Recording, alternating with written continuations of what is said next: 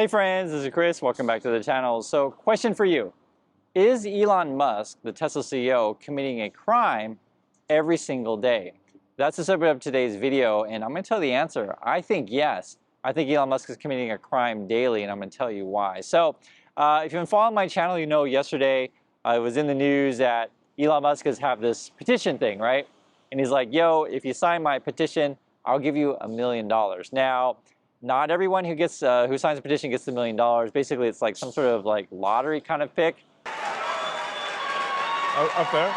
Okay.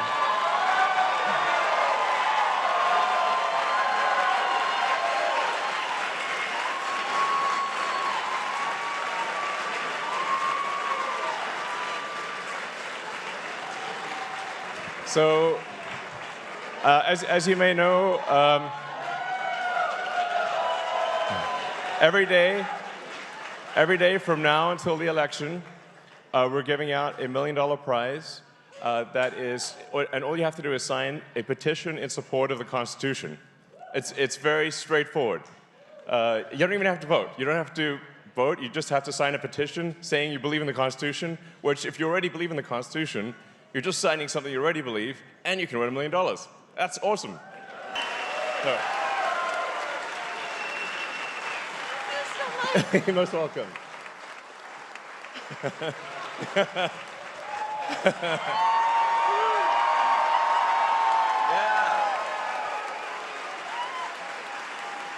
And essentially, he'll be doing this every single day, one person each day. And I think it's like 17 days. So theoretically, this could cost him $17 million. That's my understanding of it.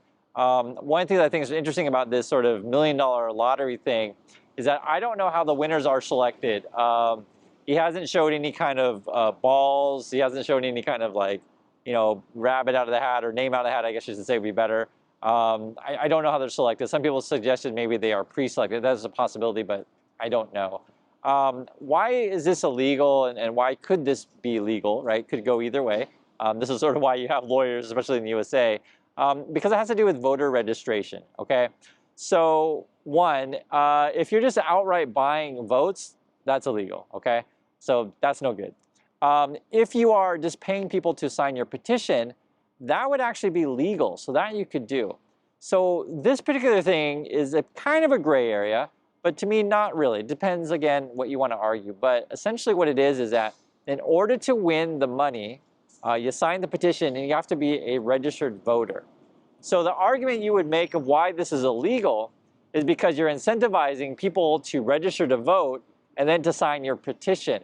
And so that's why I think this thing is illegal. This is not just me. I've been reading this from legal experts who've been weighing on this thing, because if you guys have been following the news, this is like a pretty big story. And this is something that we haven't seen before, because I think most people know this is illegal. Like, this is why we don't like do this kind of stuff. Numbers every day, but for us to hear, we'll give you $3 million. Yeah, it sounded extremely, we thought they were crazy. Like, why would they do that? It was literally like, these people are insane. They obviously do not realize we're sleeping in the office. In fact, when they did fund us, they realized that we were illegal immigrants. Well, I mean, yes, we were. I'd say it was a gray area. Yeah, yes, we were. We were illegal immigrants. We were sleeping in the office. We didn't have a car. We had one car, but the wheel kept falling off. But, well, actually, yeah, the wheel. Now, what's really interesting is that depending on the state that you're in, incentivizing people to vote or register is like an issue. So I'll give you an example. Well, I mean, it's an issue everywhere, but I mean, I want to tell you like how it can vary.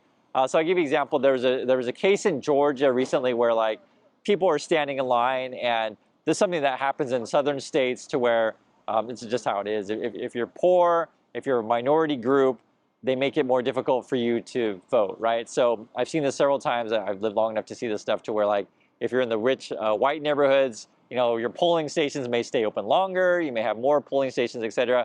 But if you're like, say, the poor black neighborhoods, maybe you only have like one polling station for like miles, and then those people have to wait in line a long, long time, right? For those of you guys have seen this, you've seen it before too as well. And so what some people are thinking is like, okay, if you have to wait a long time because in your neighborhood, polling and voting is difficult, we're going to give you some water so you don't pass out. Now, Georgia actually is like, no, you can't give people food or water. That is illegal because in a way, you're incentivizing someone to vote, which I completely understand the law on that one. I disagree, but I can totally get it, right? The other way, like, for example, because someone could say, well, the reason why we want this law in place is because we don't necessarily want someone, giving alcohol or tobacco or whatever to incentivize people to vote. And so you could write in law, and some places do this to where, like, there's a specific law that says, okay, no alcohol, no tobacco, etc. But maybe theoretically you could allow water or food. But this is, this gets kind of dicey, because I'll give you an example. What if, for example, I go to vote, I put on a voting sticker on my chest, and then because I have a voting sticker on my chest, I go to McDonald's and they'll give me a Happy Meal, right? So that would incentivize someone to vote. So that stuff is clearly illegal. We just don't allow that kind of thing. Now, the one thing I will say in the caveat, and this is where it gets complicated, is like, if you give someone water to go wait in line to vote, but you're like a certain distance away, say 200 feet away or something like that, or yards, I can't remember which way they measure it, but if you're far enough away, then they allow that kind of thing. But we have these laws in place because essentially you don't want to necessarily incentivize someone to vote or intimidate someone to vote. So at at polling places, campaigns have to be careful of like what kind of signage they use, what kind of clothes people wear, et cetera, et cetera, et cetera. This particular thing, again, with Mr. Musk, though, the reason why I'd say it's illegal is because, again, you're talking about getting people to sign your petition, and then one of the requisites is that they have to be registered to vote. So there's that. So I want to hear your thoughts on that one. If he loses, man, what? Dude, if he loses, I'm It does seem that way. You can't just be like, yo, Yeah, I'm like, how long do you think my prison sentence is going to be? Do you think? Will I see my children? I don't know. because it's not like you can say, well, yeah, I maxed out to him, but I get. You were I have no plausible deniability. So why is Musk so aggressive into getting into politics these days? Well, I'll tell you. I think it's because he knows the doors are closing in on him, and essentially he needs a place to run to. Could it be a pardon? Maybe. The other issue, too, which I think is fascinating, is that Musk has been on the campaign trail now. I think he's given his fourth speech, and he complains constantly about government spending. Yet his companies and him receive a lot of money from the government. So he complains about regulations, he complains about spending, and he's all wrapped up into this stuff. Let me show you this. So this is a chart from the New York Times. They put together like how much money his companies get. This may not even be the full like comprehensive amounts, but it is a rough estimate. Total, I think it's over $15 billion, something like that. Let me go through each department. Again, this is money that Musk gets from the government. Department of Energy, $7,000. Department of State, $440,000. Commerce, $1.9 million. Veterans Affairs, $463,000. Interior, $138,000. Homeland Security, $359,000. Agriculture, $120,000. Transportation, $21,000. Department of Defense, $3.6 billion. And wait, there's more. So these are contracts going to Musk. General Service Administration, $352,000. Environmental Protection Agency, $30,000. And then you got NASA at $11.8 billion. The grand total is over $15 billion. It's approaching basically $16 billion when you add up Tesla and SpaceX. And frankly, this is crazy how much money this guy gets, and yet he complains about government spending, which is even more crazy. Moreover, why would he be so concerned about regulations? Well, he's under investigation for all kinds of things. Let me list the agencies that he's under investigation of. Transportation, Justice, Labor, Interior, Agriculture, right? Those are parts of government that, again, under investigation and such. You also have the National Labor Relations Board, Equal Employment Opportunity Committee, I think that is, Environmental Protection Agency, SEC, Security and Exchange Commission, FCC, Federal Communications Commission, and then the Federal Trade Commission. You got investigations, violations, oversight. You got lawsuits, more violations.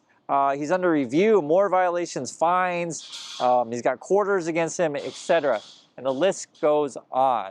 I think when you add all this stuff up, guys, even if, say, for example, that this whole election thing and paying people $1 million to sign your petition, let's just say that's not illegal, for example. Let's say he gets off of that.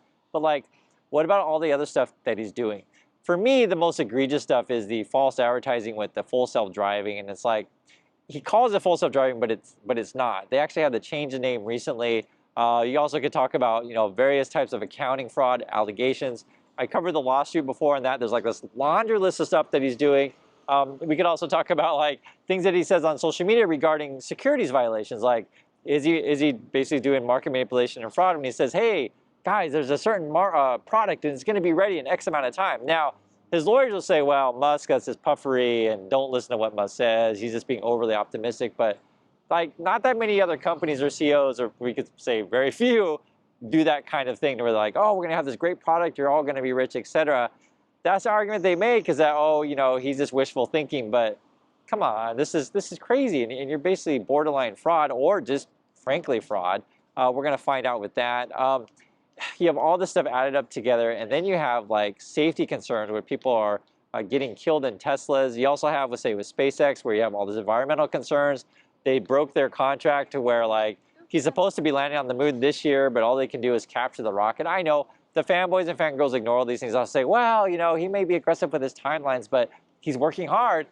Guys, he's working hard at scamming you. And, you know, I've seen a lot of things in my lifetime, but I haven't seen something like this at this magnitude. I mean, I lived through Enron, you know, just recently. Well, Enron wasn't recently, but that was a long time ago, but I lived through that. But, you know, just recently we have like the Theranos thing, the Nikola thing, the WeWork thing.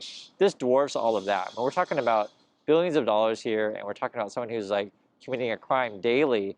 I personally think this petition thing is illegal, as I told you before, with the whole registration stuff. But I want to hear your thoughts. What do you think? Do you think he's going to get away with this, or do you think he's done and has some penalties coming his way? I want to hear your thoughts, and I'll catch you on the next video.